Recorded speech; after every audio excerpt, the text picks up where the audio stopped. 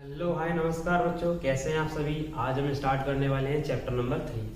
Chapter number 3 जिसका नाम है दो चर वाले रैखिक समीकरण युग्म। ये दो चर वाले रैखिक समीकरण युग्म होते क्या हैं, इनके बारे में हम बात करेंगे सबसे पहले, और उसके बाद हम आगे बढ़ेंगे। ये दो चर वाले रैखिक समीकरण बनते कैसे हैं और होते क्या हैं। तो आइए बात करते हैं। यहाँ पर है लिखा है दो चर वाले रैखिक समीकरण युग्म। तो दो का मतलब तो सभी समझते ही हैं कि दो का मतलब होता है दो, कोई दो चीजें, दो चर। यहां पर दो चरों के बारे में बात की जा रही है। तो क्या हम चर जानते हैं कि चर होता क्या है? तो पहले हम चर और अचर के बारे में समझ लेते हैं कि यह होते क्या हैं। इनके बारे में समझने के बाद फिर हम इस चैप्टर के नाम के बारे में समझेंगे। चर राशि। चर राशियां क्या होती हैं? चर राशि वे राशियां जो कि चेंज हो जाए, जिनकी वैल्यू चेंज हो जाती है। जैसे कि हमने देखा है एक्स, वाई, जेड, ए, बी, सी, जितनी भी ये राशियां होती हैं हमारी इंग्लिश अल्फाबेट जो हम यूज करते हैं करती रूप में, यह सभी हमारी चर राशियां कहलाती हैं।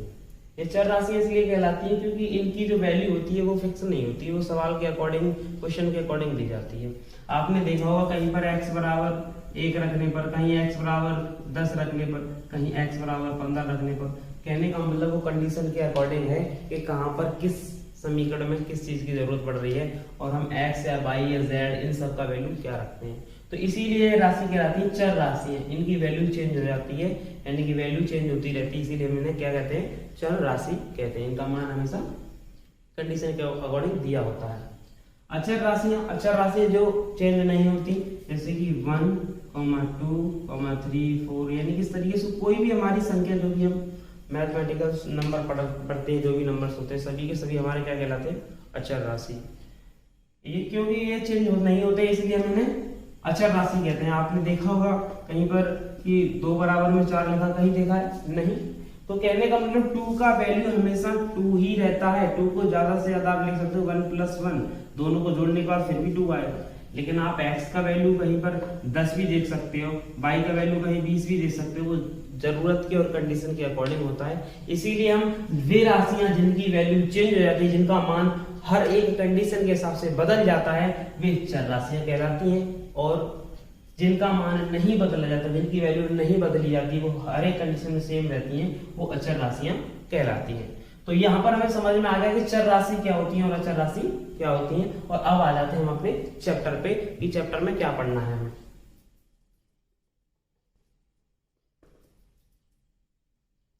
चैप्टर का नाम है दो चर वाले रैखिक समीकरण युग्म।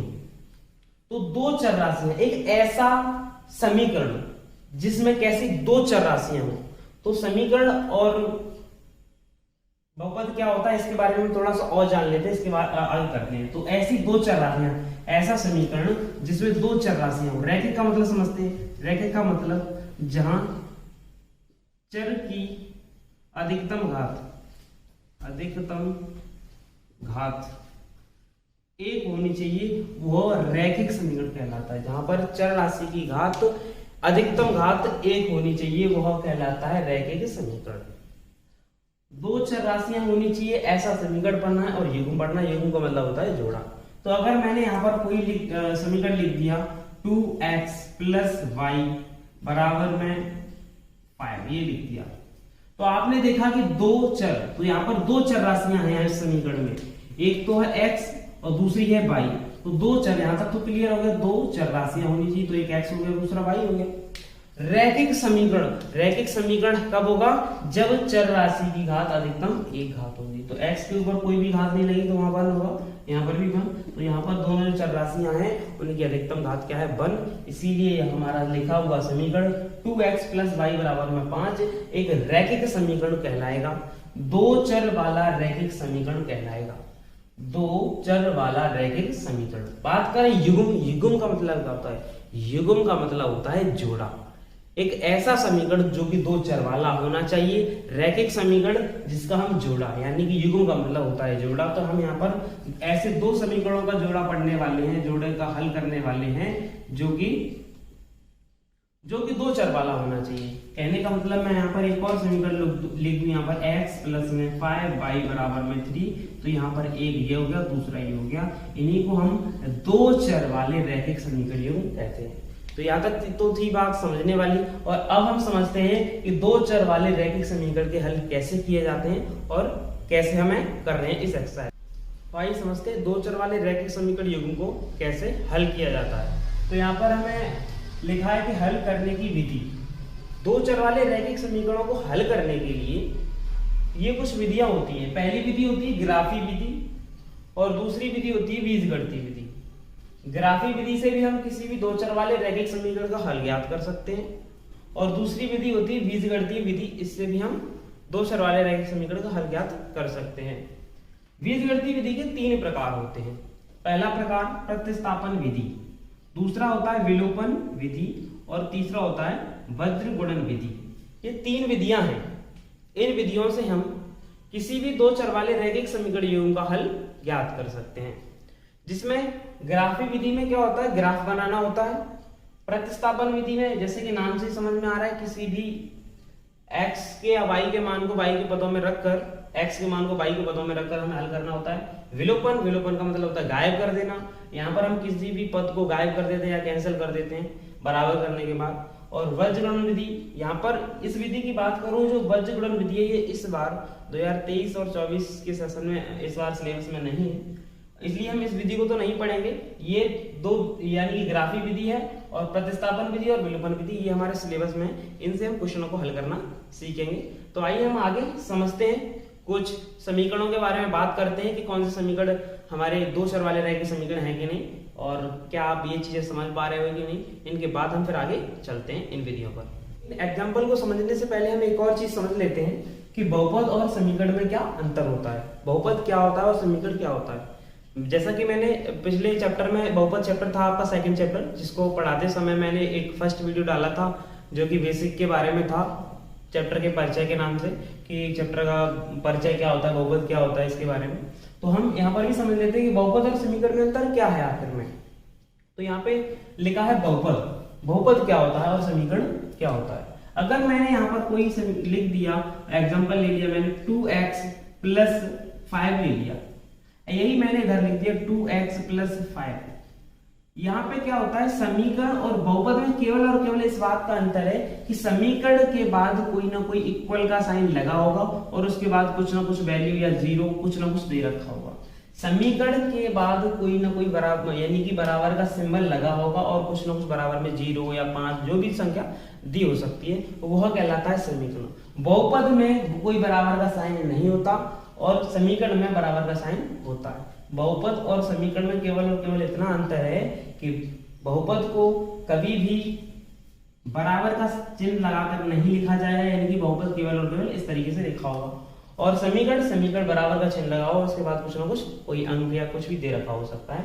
यह कहलाएगा समीकरण और ये कहलाएगा बहुपद। ऐसे बहुत सारे एग्जांपल्स ले सकते हो आप। मैंने यहाँ पर लिख दिया x + 5, ये हमारा भी एक बहुपद है। मैंने लिख दिया यहाँ पर x² + 6x = 0, तो ये एक समीकरण है।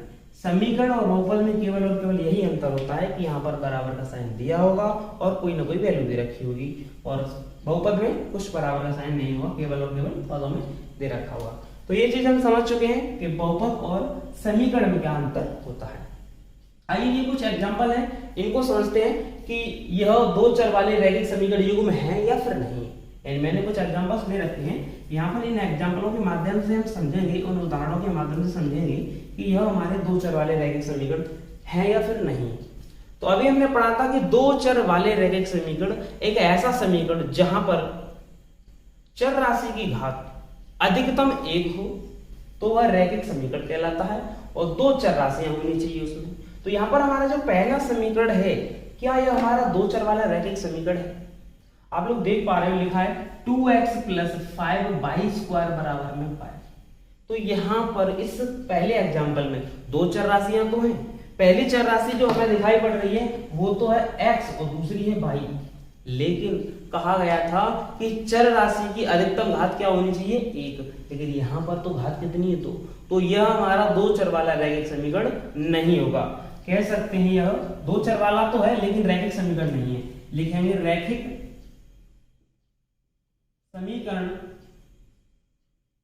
नहीं है।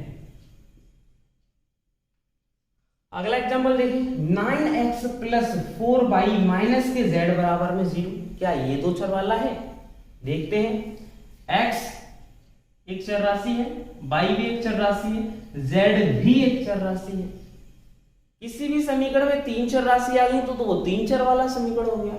यह दो चर वाला रैखिक समीकरण नहीं हुआ। रैखिक समीकरण है लेकिन दो चर में नहीं। तो लिखेंगे दो चर वाला रैखिक समीकरण नहीं है।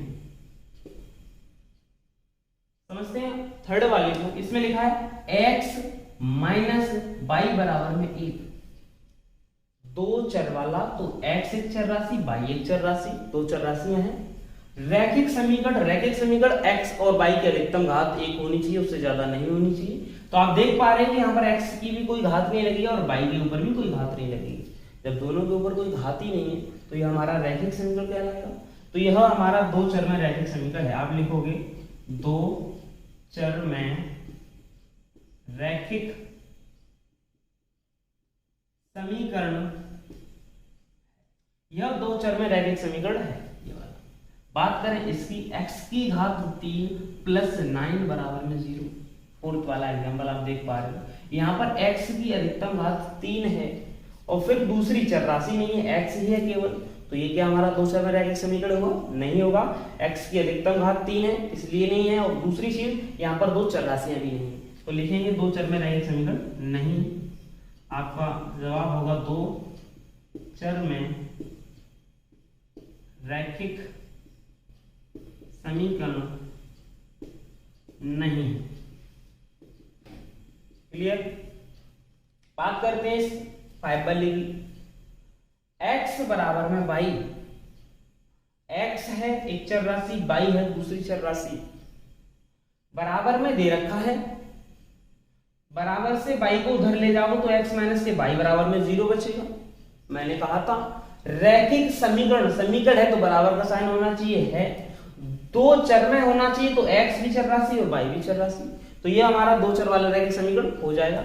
आप लिखोगे दो चर में रैखिक समीकरण है। ठीक है, ये वाला है हमारा दो चर में, और ये वाला भी है। ये नहीं और ये भी नहीं। ठीक है, लास्ट है इसको और समझें। यहां पर लिखा है कि 4p² प्लस 7q की पावर 3 बराबर में 8। क्या ये समीकरण हमारा दो चर में समीकरण है? बात करते हैं दो चर में, तो यहाँ पर p एक चर राशि और q भी एक चर राशि। दो चर में तो बात तो ठीक है। रैखिक समीकरण तो वहां पर रैखिक समीकरण की अधिकतम घात क्या होनी चाहिए? 1। लेकिन यहाँ पर दो घात लगी, यहाँ 3 लगी। तो यह समीकरण भी है और दो चर में भी है, लेकिन रैखिक समीकरण नहीं है। तो हम लिख देंगे दो चर में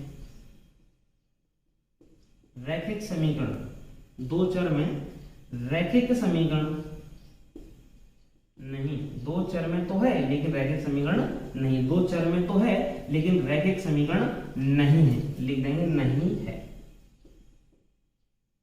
तो यहां तक तो था ये चीजें कि जिससे हमें समझना था कि दो चर वाले रैखिक समीकरण होते क्या हैं, और हम इसमें समझ चुके हैं इन एग्जाम्पल के माध्यम से कि दो चर वाले रैखिक समीकरण क्या होते हैं और कैसे होते हैं और किस कंडीशंस में नहीं होते हैं। तो यहां तक हम समझ चुके हैं इन चीजों को। आगे चलते हैं और आगे समझने की हम कोशिश करते हैं कुछ अन्य चीजों की। भाई समझते हैं दो चर वाले रैखिक समीकरण का व्यापक रूप क्या होता है।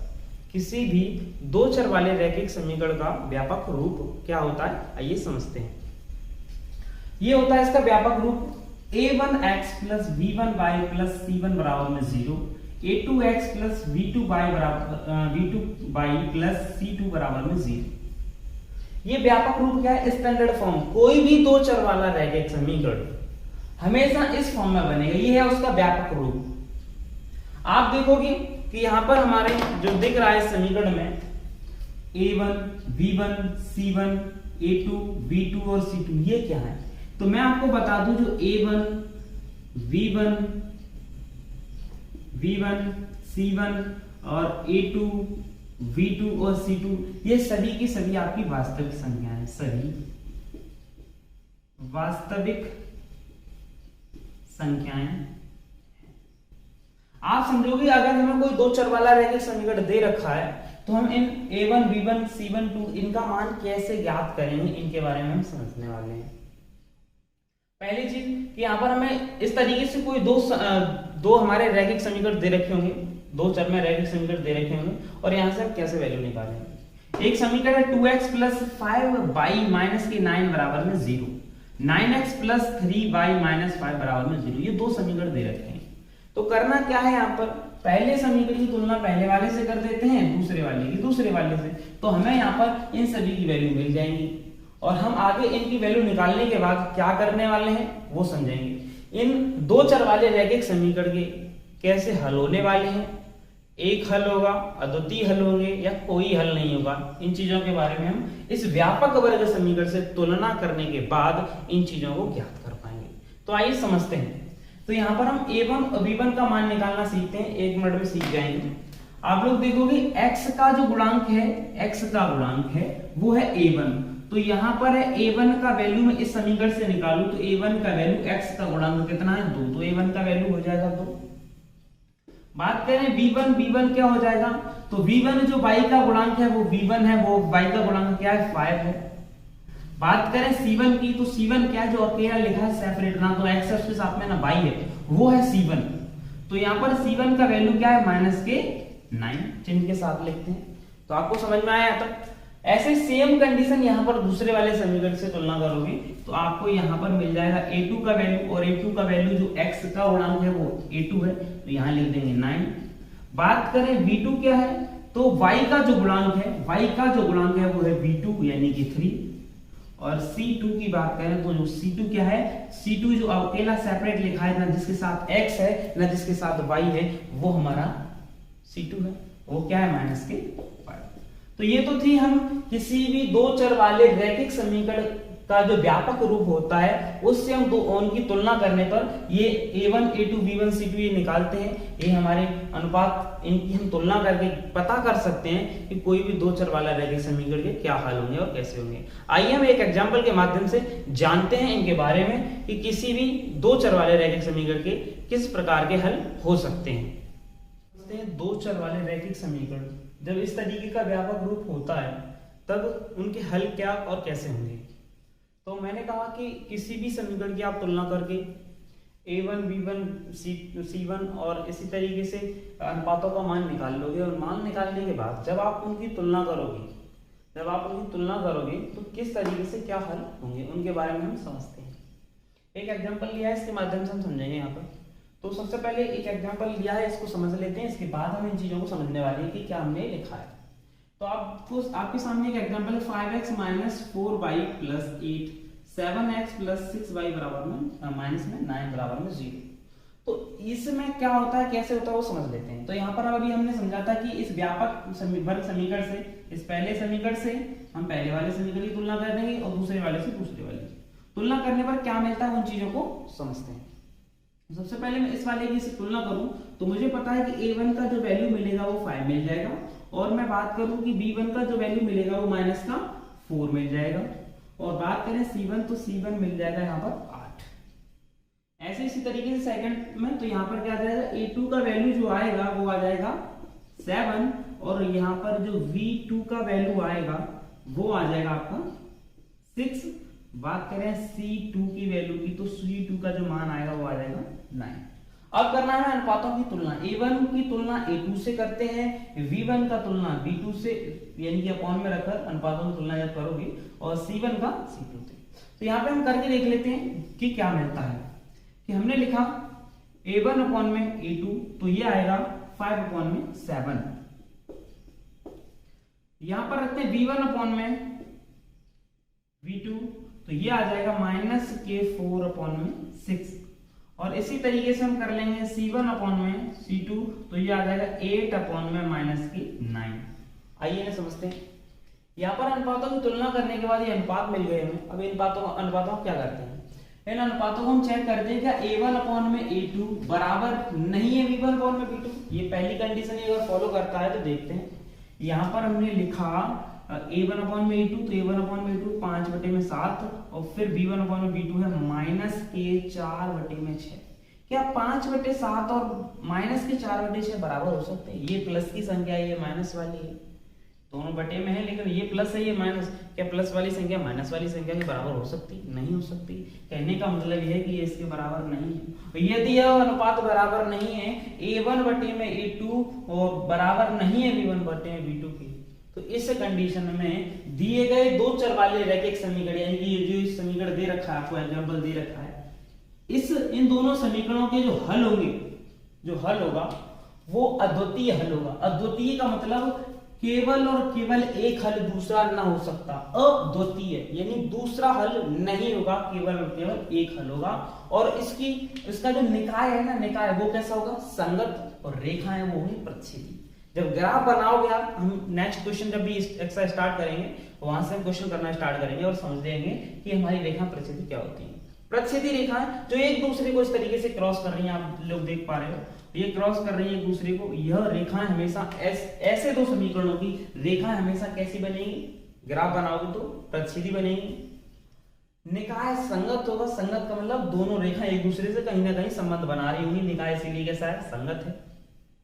और अद्वितीय हल होगा, केवल और केवल इन दोनों रैखिक समीकरणों का हल केवल और केवल एक ही हल निकलेगा। बात करें इसकी a1 बटे में a2, v1 बटे में v2 और c1 बटे में c2। मैंने कहा कि नहीं, दो चर वाले रैखिक समीकरण युग्म के हल तीन कंडीशन से हो सकते हैं। पहली कंडीशन तो ये होगी कि उन दोनों समीकरणों का हल करने पर हमें केवल और केवल अद्वितीय हल मिलेगा, रेखाएं प्रतिच्छेदी हो जाएंगी और संगत निकाय हो जाएगा। ये होगी पहली कंडीशन।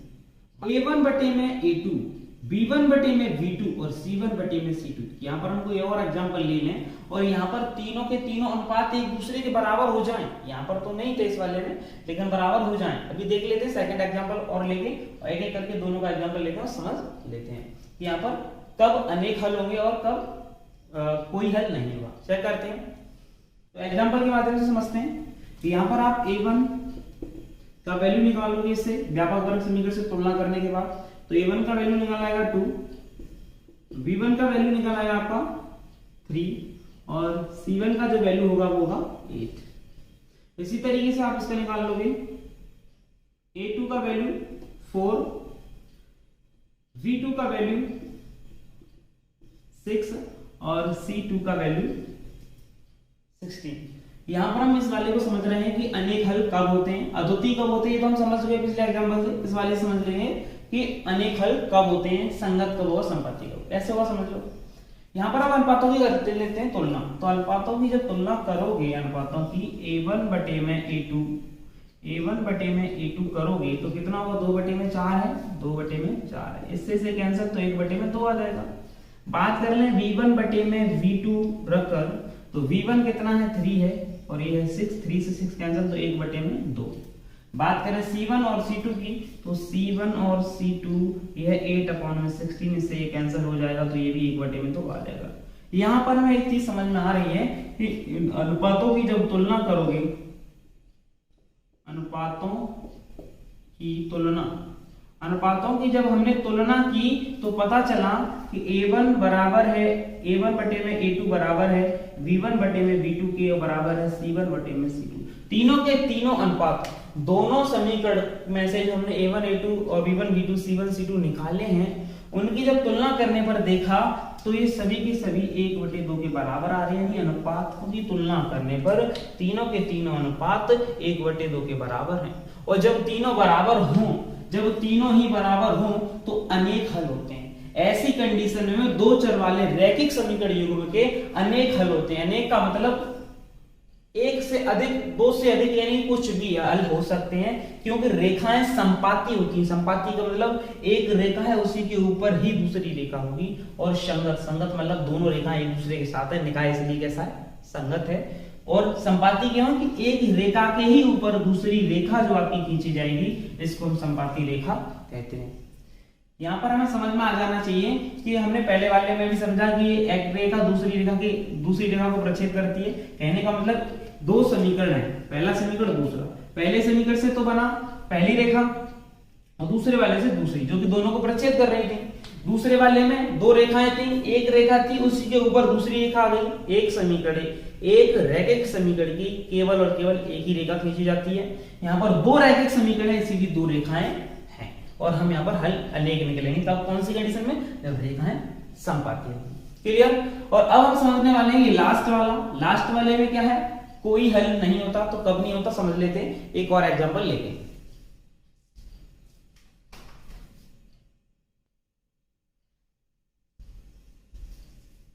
आइए थर्ड वाला समझते हैं कि कोई हल कब नहीं होता। तो एग्जांपल लिया से समझते हैं। यहां पर भी a1 a2 का वैल्यू निकाल लो। a1 का वैल्यू हो जाएगा x का गुणांक 2, v1 का वैल्यू हो जाएगा v1 का वैल्यू जो y का गुणांक है -3, c1 का वैल्यू जो अकेला सेपरेट लिखा हुआ है वो हो जाएगा 8। बात करें इसका a2 का, तो a2 का वैल्यू हो जाएगा आपका 4, v2 कितना हो जाएगा -6, और c2 की बात करें तो c2 हो जाएगा आपका 9। अनुपातों की तुलना कर दो। यहाँ पर भी a1 बटे में a2 कितना आ जाएगा? 2/4 है, 2/4 है, इससे कैंसिल, 1/2 आ गया। v1 बटे में v2 की तुलना करोगे, v1 बटे में v2, ये -3 बटे में कितना है? -6, माइनस से माइनस कैंसिल, 3 से कैंसिल, 1/2। c1 से c2 से तुलना कर दो, 8/9, इसे कैंसिल हो नहीं सकता। तो हमने यहाँ पर देखा कि क्या आया, यहाँ पर क्या आया अनुपातों की तुलना करने पर। a1 बटे में a2 बराबर है v1 बटे में v2, क्योंकि ये भी 1/2 ये भी 1/2, ये बराबर है किसके? v1 बटे में v2 के, और बराबर नहीं है c1 बटे में c2। कहने का मतलब दो अनुपात बराबर है, तीसरा जब बराबर ना हो ऐसी कंडीशन में आपका कोई हल नहीं होता। निकाय कैसा होता है? असंगत होता है, और रेखाएं समान। जब तक दोनों रेखाएं एक दूसरे को कहीं पर प्रच्छेद नहीं करेंगी, टच नहीं करेंगी, तब तक कोई भी हल नहीं हो सकता। दो चर वाले रैखिक समीकरण में उनका हल कब नहीं होता? जब दोनों रेखाएं, ग्राफ से आप समझोगे तो दोनों रेखाएं कहीं पर भी टच नहीं करेंगी तो कोई हल नहीं होगा, निकाय असंगत होगा। ये चीज समझ में आ गई यहां तक हमारे। और हम बिना ग्राफ बनाए भी चेक कर सकते हैं। कैसे? जब किसी भी समीकरण, दोनों समीकरणों में से उसके अनुपातों की तो व्यापक वर्ग समीकरण से तुलना करने पर a1 a2 के मान निकालकर अनुपातों की तुलना करने के बाद हम ये देखेंगे कि अनुपात बराबर आ रहे हैं। पहला दूसरा बराबर है, तीसरा बराबर नहीं है। a1 बटे में a2 बराबर है v1 बटे में v2, और नहीं बराबर है c1 बटे में c2 के। इस कंडीशन में कोई भी हल नहीं होता, रेखाएं समांतर होती हैं, और कोई हल तभी नहीं होता जब रेखाएं समांतर होती हैं।